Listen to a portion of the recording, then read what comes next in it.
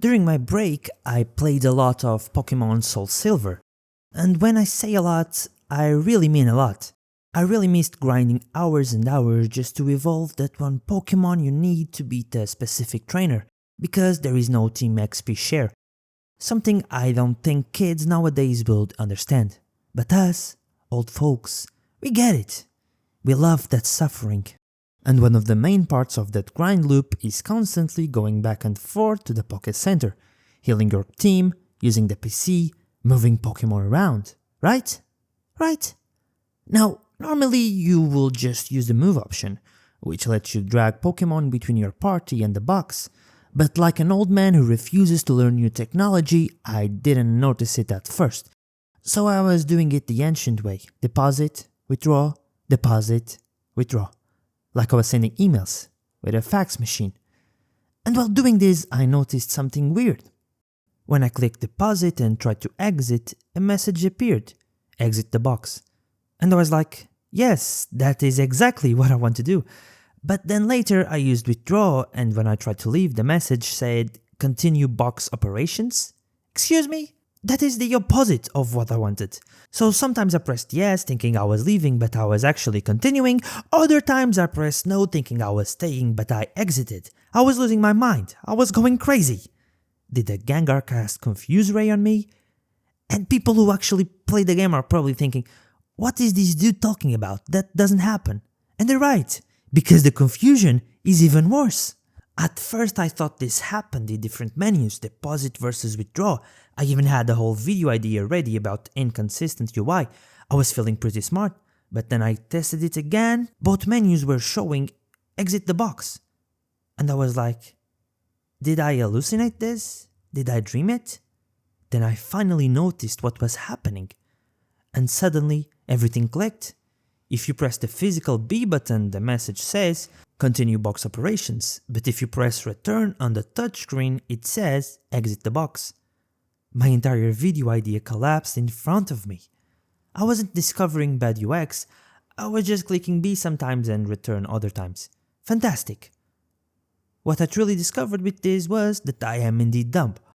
But one thing I was sure, we can translate some of this to web design.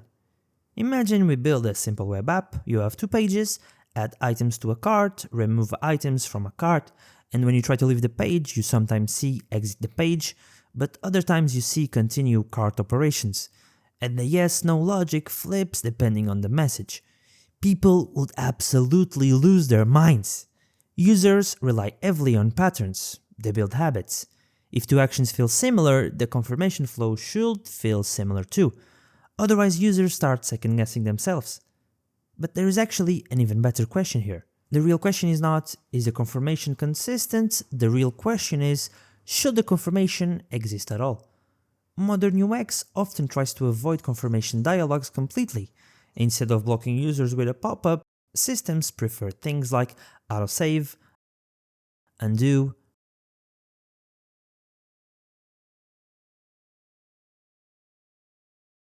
soft warnings, because confirmation dialogues interrupt fast workflows. They create friction, but sometimes confirmations are necessary. For example, when data could be lost,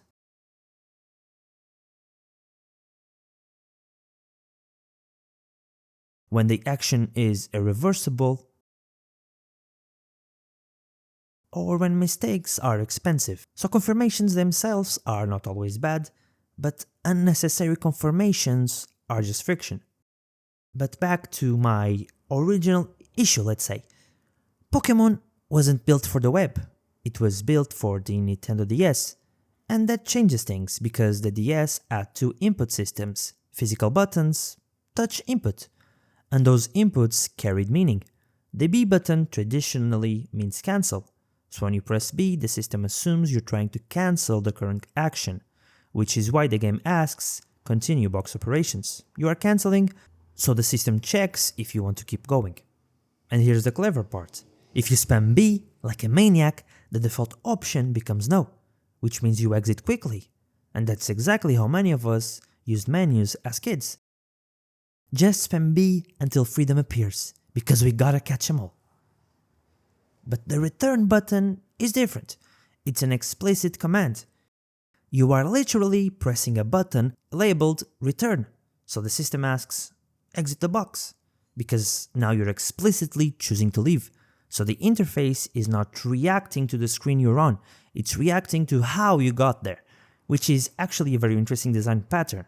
The input changes the meaning of the action. Programmers will recognize this as a kind of a state machine logic. The state transitions changes depending on the input. Press B, cancel action, confirm continuing.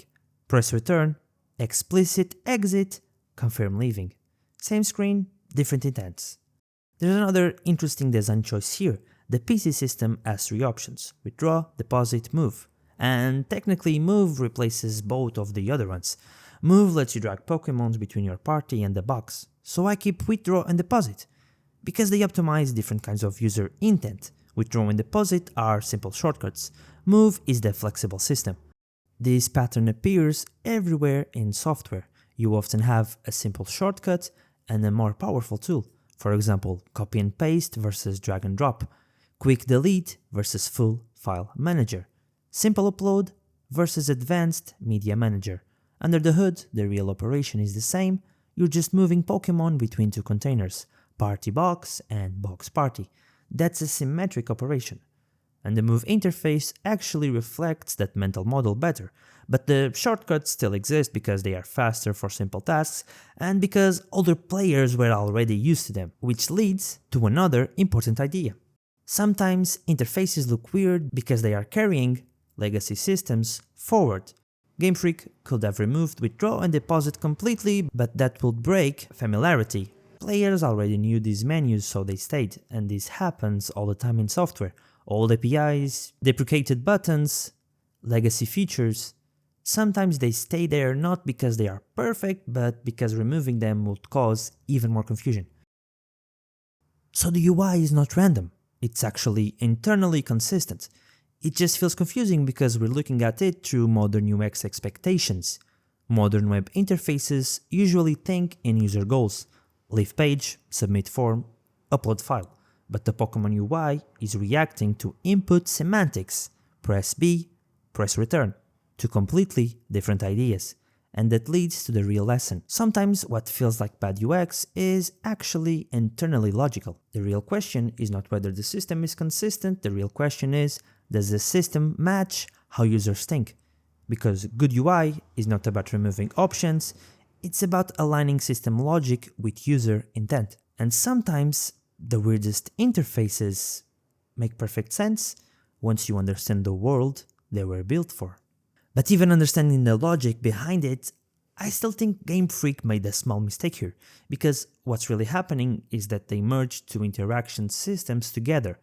The Nintendo DS had traditional physical buttons, and it also had touch input, and instead of simply mirroring the buttons on the screen like many games do, they created a separate return button, which technically does the same thing as pressing B. For example, instead of having a return button, they could have a touch B button and it would mirror the same action. But now the boarding and confirmation flow changes depending on how you exit, so even if there's internal logic, the experience still feels confusing. And honestly, this might not have been some deep UX philosophy. The DS was new, touch input was new, developers were still figuring out how to combine touchscreen controls with traditional buttons. So this might just be a small design artifact from that transition. Which is actually something we see in software all the time. Old systems, new systems, and sometimes the result is something that is technically consistent, but slightly awkward. This is a new kind of video which I brainstorm on my confused mind, but I hope you like it. And I'll see you in the next dimension.